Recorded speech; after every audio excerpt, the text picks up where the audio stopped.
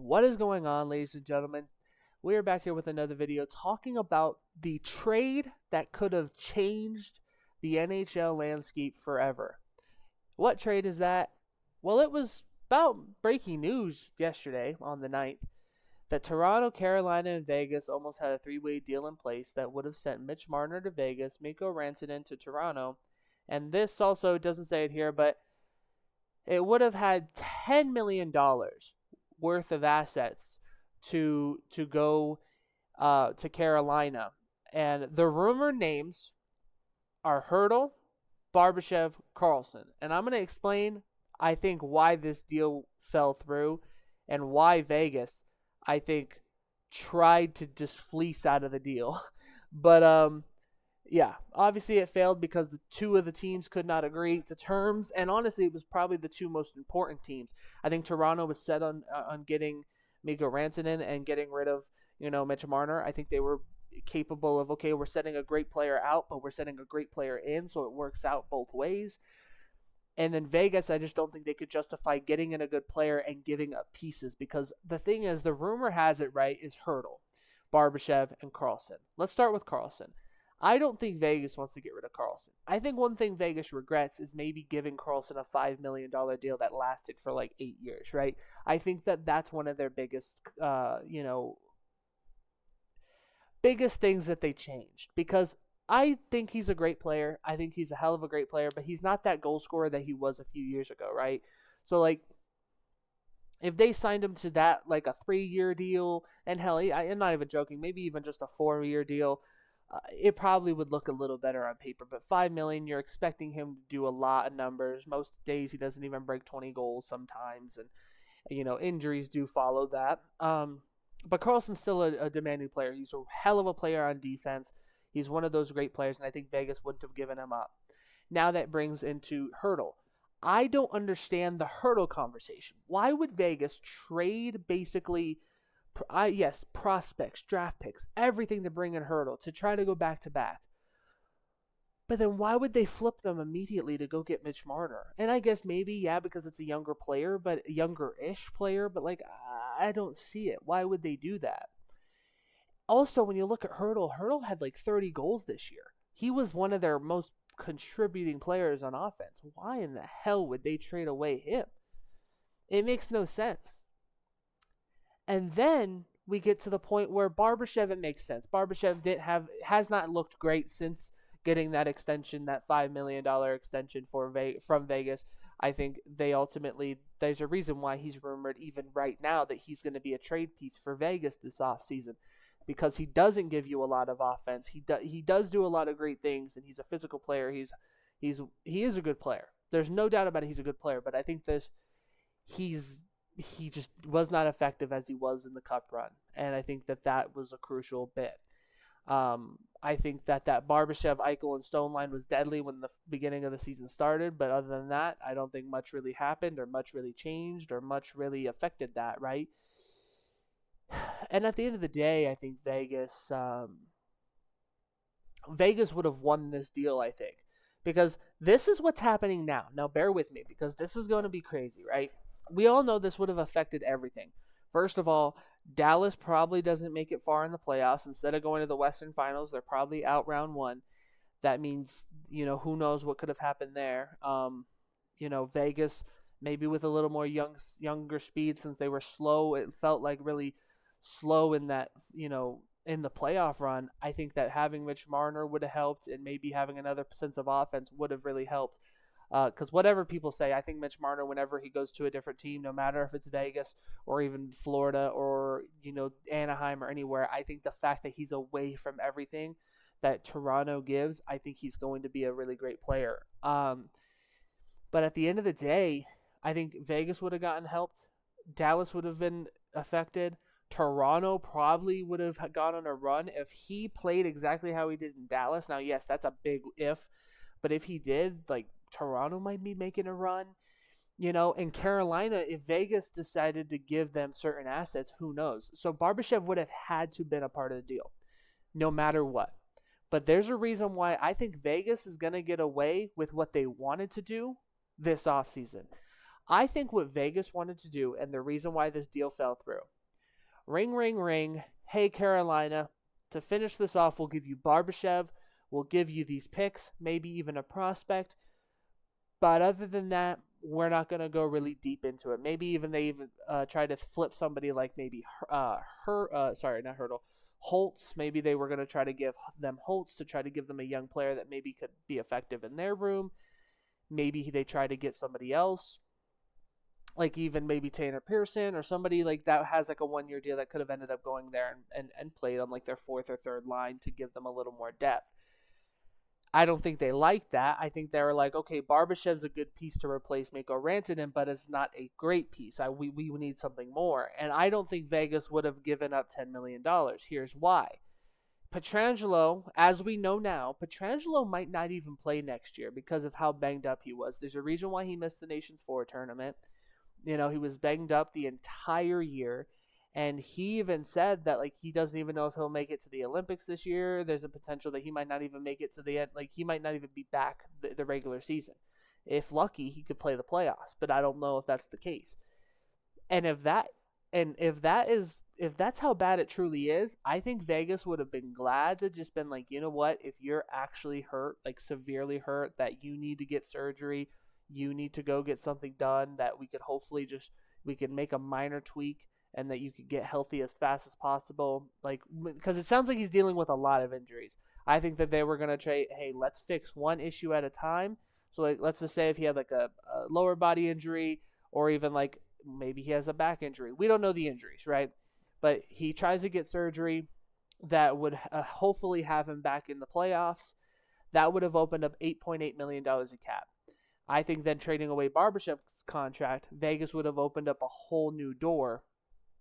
And I think Vegas would have not only brought in Mitch Marner, I think they probably would have tried to make one more move and maybe even bring in a defenseman.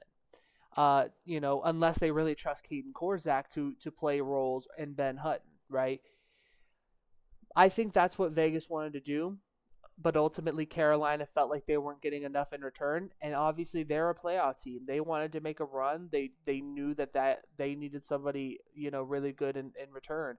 And I think a Barbashev and Carlson, they would have felt more comfortable, or a Barbashev and Hertl, they would have felt more confident and comfortable giving away Mikko Rantanen, especially because, hey, Barbashev's on a longer-term deal. Carlson's on a longer-term deal that still has a few years left.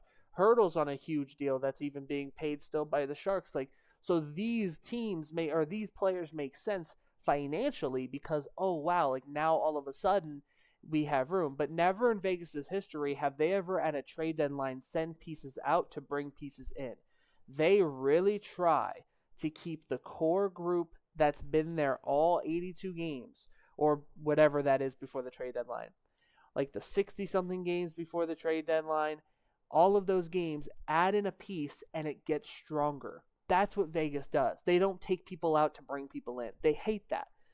But that's why I think this is a very important thing to pay attention. Marner has been Vegas has tried to go out and get Marner for reportedly a year, 365 days. It was this time last year where the rumors about Mitch Marner was coming out, and Vegas was deep into that situation. There was people say there's rumors about Carlson being potentially a part of that deal.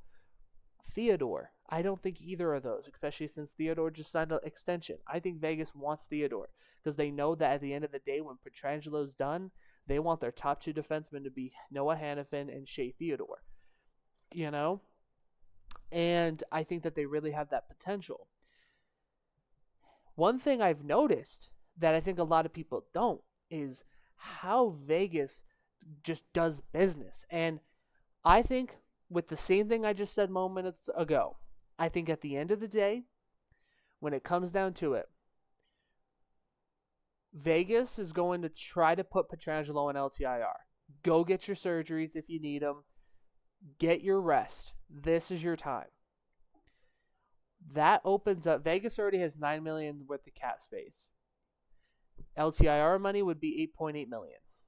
Now Vegas has a lot to work with. And Vegas would instantly bring in Mitch Marner, Let me do quick math real quick, actually, now that I'm thinking about it, because I can't think about it on the top of my head. So you got 9 plus the 8.8. So you have 17.8 million to work with. Okay, that's not crazy, but minus probably what, 11 to 12 million dollars that his new contract's going to be. I would probably assume 11.5. I think Vegas is going to try to get him in that range because it's like, no offense, dog, you haven't played in our uniform yet. We know you're a high skilled player. You're going to be playing with Jack Eichel. Look at Marchessault. When he was playing with Jack, he looked like a freaking, he looked like the Conn Smythe winner he was. But then the moment he wasn't playing with Jack Eichel anymore, all of a sudden he's about to be traded out of Nashville. So now that leaves about $6.6 million. Well, now you could actually minus about $2 million off because I think Vegas is really going to try to keep Riley Smith. So now Vegas is looking like this if they just make the Pietrangelo on LTIR move. They would have Jack Eichel, Mark Stone, Mitch Marner, Ivan Barbashev, Hurdle, Dorofeev, Carlson, Riley Smith, Howden, then Waugh, Kolesar. You have $4 million to work with. Now, do you try to get a guy like Brett Burns, who's a 40-year-old defenseman who might want to play longer, might want to play it one more time, maybe try to get another cup in, maybe, that's what he wants. Maybe he's just like, hey, I'm going to leave Carolina, or maybe I'll stay. But I think if he goes and he still wants to play, every playoff team is going to want him because they know the capability of Brett Burns. And I think that Vegas is going to be a team that's interested because if they can get him on a very short deal, he's made money in his years. He's 40-something years old. He was already overpaid to begin with. No offense. But I think if you bring in Brett Burns now and you can get Brett Burns for at least $2 million probably is going to be the highest. Like, that's still a lot. And then Vegas replaces him, even though I think they really like Caden Korczak. I think they do end up keeping Haig at that point. And then like I said, they could bring in anybody. If they want, they could bring in, they could try to sign Tanner Pearson again. They could try to sign, Brandon Saad to a short-term deal. Maybe, like I said, Holtz maybe could play on that fourth line. Or maybe they find another guy in free agency that they want to try to mold and be that next Brett Howden, that next Keenan Kolesar, that next player that could step up big time. I mean, how many players have come to Vegas, like Michael Emanio and everybody, just come to Vegas and their game hits a different level. And I think that is what Vegas really wants. And I think that, it's something to look out for. So, let's see. I think Vegas is going to be a team that, listen, they try to play to the cap every year. This was the first year I feel like they really didn't do much. And they still had room.